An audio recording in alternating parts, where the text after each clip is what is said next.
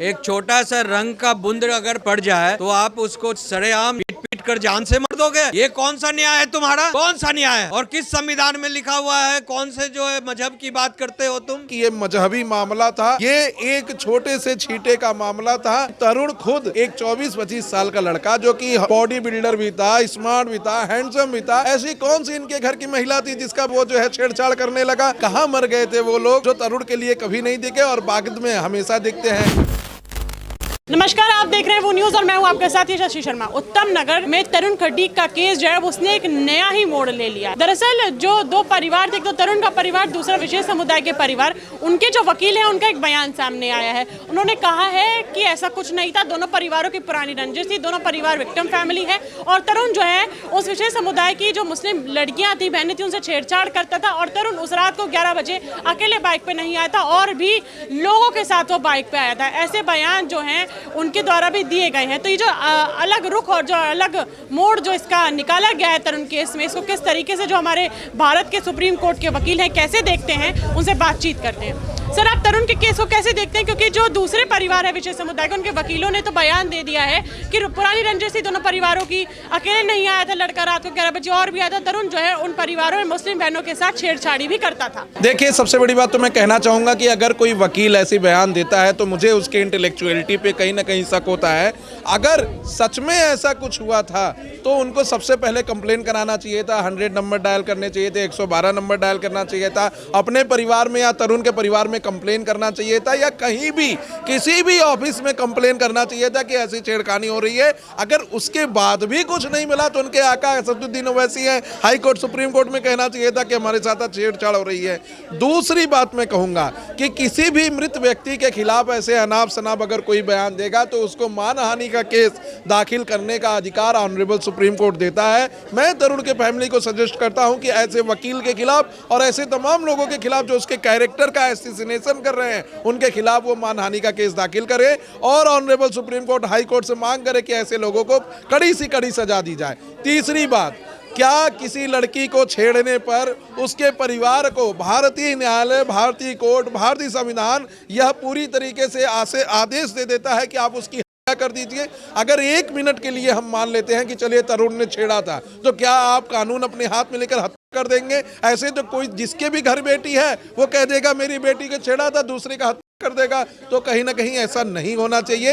ये बयान एक वकील की तरफ से आया, इससे मैं बहुत आहत हूँ, क्योंकि वकील लोगों को माना जाता है कि ये इंटेलेक्चुअल लॉबी होती है, कोई भी बात बोलने से पहले 10 बार सोचते हैं, समझते हैं और कानून के पहलू को देखते हैं। और अगर ऐसा बात बयान देंगे तो ये कहीं से भी इसको आगे नहीं बढ़ाया जा सकते। बहुत निंदनीय है कि एक वकील ऐसा बोला। और सबसे बड़ी बात मैं तरुण के केस में बता दूं कि सब कोई जान चुका है कि ये मजहबी मामला था, ये एक छोटे से छींटे का मामला था, ये कहीं ना कहीं को मानने वाले, तकबीर का नारा देने वाले का एक मामला था, संविधान को मानने वाले का यह मायना नहीं था जो उस दिन घटना घटित हुई। और एक बात और कहना चाहता था कि तरुण खुद एक 24-25 साल का लड़का जो कि बॉडी बिल्डर भी था, स्मार्ट भी था, हैंडसम भी था। ऐसी कौन सी इनके घर की महिला थी जिसका नसी का वो जो है छेड़छाड़ करने लगा? क्या उसके लिए समाज में और लड़की नहीं थी? बस यही लोग थे जिनका ये छेड़छाड़ करने लगा? तो ऐसे आरोप लगाना कहीं ना कहीं बहुत ही गलत है और ऐसा नहीं होना चाहिए। आपको लगता है कि जो लॉ एंड ऑर्डर है दिल्ली का, पुलिस प्रशासन जो है वो कहीं ना कहीं बहुत ज्यादा लचीली पड़ती नजर आ रही है? क्योंकि तरुण के परिवार से मात्र 5 से 6 मिनट की दूरी पर उत्तम नगर की पुलिस चौकी पड़ती है। दोपहर से लेकर रात के 11 बजे तक ये कृत्य हो गया, लेकिन पुलिस को कानो कान तक खबर नहीं हुई। जब उसकी मौत भी हो जाती है उसके बाद भी 1 घंटे बाद पुलिस आती है। जी देखिए, इस पे मैं कहना चाहूंगा कि दिल्ली पुलिस को अभी तक वो पावर नहीं दिया गया है जो उत्तर प्रदेश के अंतर्गत योगी जी ने अपने पुलिस को आदेश देकर रखा है। और मैं मानता हूं कि ऐसे दंगाइयों को, ऐसे कानून में हाथ लेने वाले को ऑन द स्पॉट सजा देनी चाहिए, क्योंकि इससे ही आपका जो है पनिशमेंट सिस्टम आगे बढ़ेगा और समाज में एक भय बनेगा।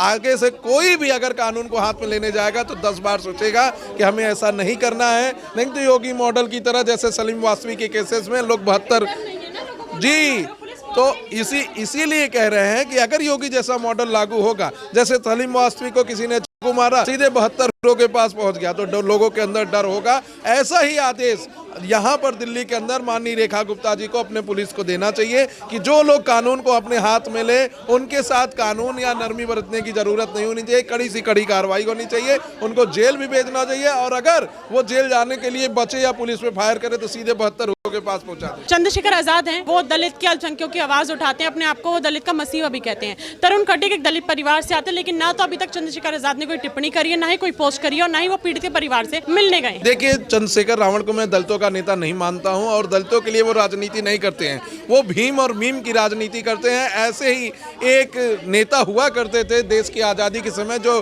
बड़ी पाकिस्तान परिस्थिति दिखाते हुए 2 दिन के लिए चले गए, 2 साल के लिए पाकिस्तान में, और बाद में रोते गाते वहां से मार पीट के भगाए गए। वही हाल चंद्रशेखर रावण का होगा। ये सिर्फ राजनीति करने के लिए, अपनी राजनीति रोटी सेकने के लिए, फिर भीम और मीम को एक करने के लिए ऐसा करते हैं, जबकि ऐसा नहीं होना चाहिए।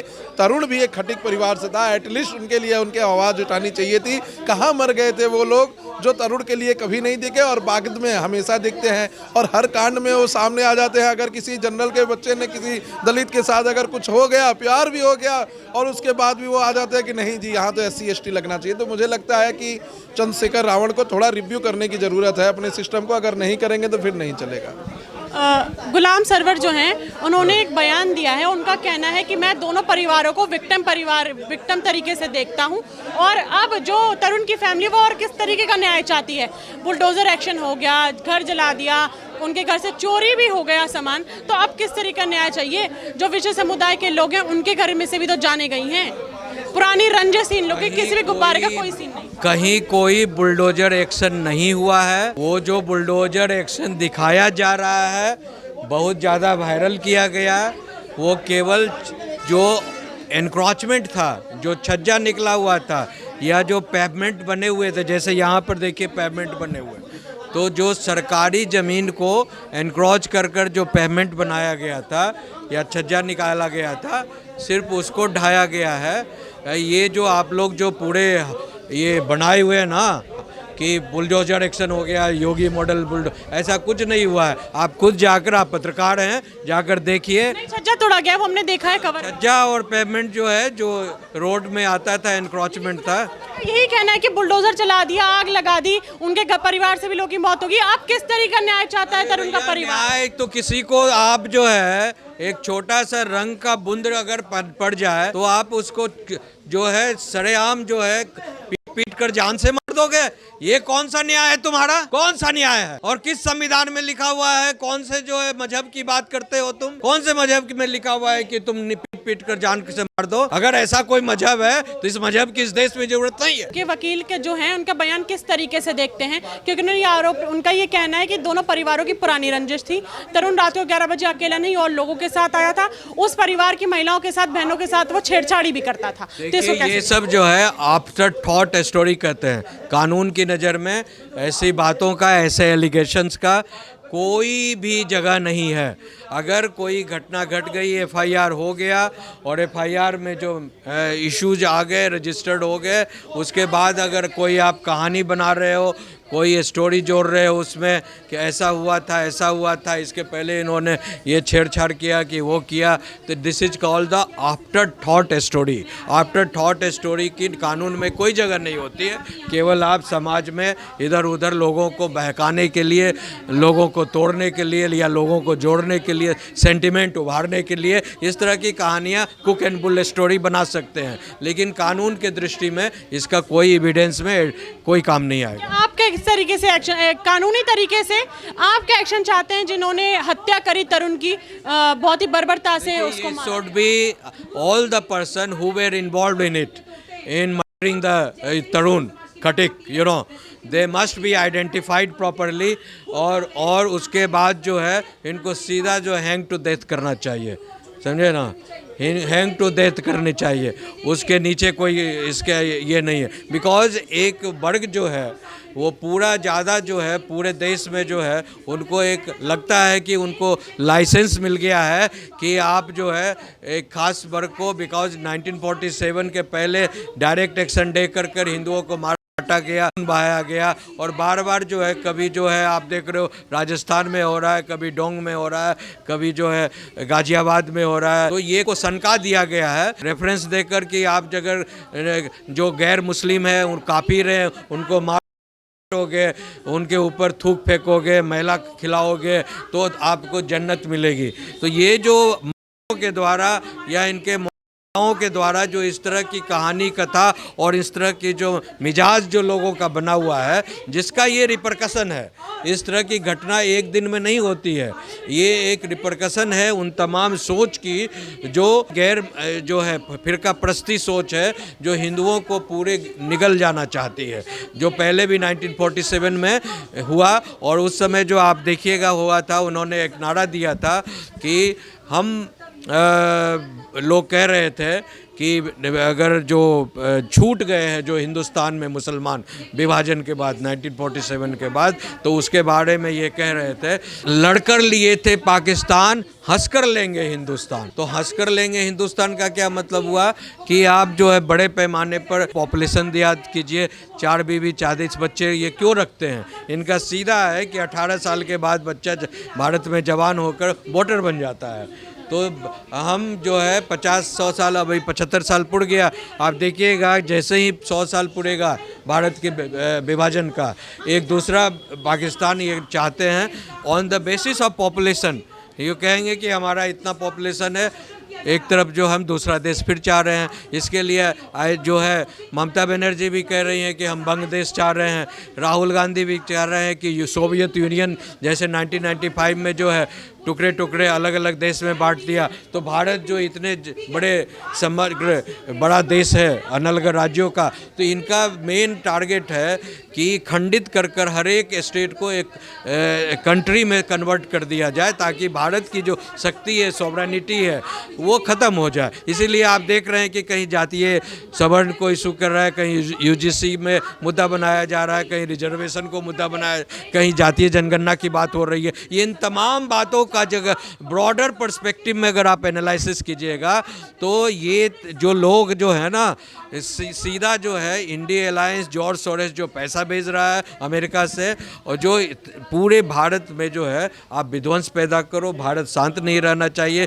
भारत की जो आर्थिक और राजनीतिक और सामरिक जो शक्ति बढ़ रही है, भारत का जो है पूरी जो है जो आर्मी का पावर बढ़ रहा है देश में, फॉरेन रिलेशंस जो अच्छे हो रहे हैं, समझे ना, उसको एस्कटल करने के लिए, ख़त्म करने के लिए ये सारी जो है व्यवस्थाएं जो है क्रिएट कर ली है, साजिश चल रही है। तो इसको बड़े ही ध्यान से सोचने समझने की बात है। जो देशभक्त है, राष्ट्रभक्त है, देश में जो प्यार करते हैं भारत को, उसको इनके समग्रता से सोचनी चाहिए। वो किसी जाति के हो, किसी धर्म के हो, उससे कोई मजा। बहुत सारे मुसलमान भी राष्ट्रभक्त हैं इस देश में, सभी के सभी बदमाश नहीं है, सभी के सभी नालायक नहीं है, समझे ना। तो किसी भी जाति, किसी भी धर्म में जो समग्र अच्छे लोग हैं वो ना, उनसे मैं निवेदन करता हूँ, इस देश को बचाइए, इस देश की संप्रभुता को बचाइए और आगे बढ़िए।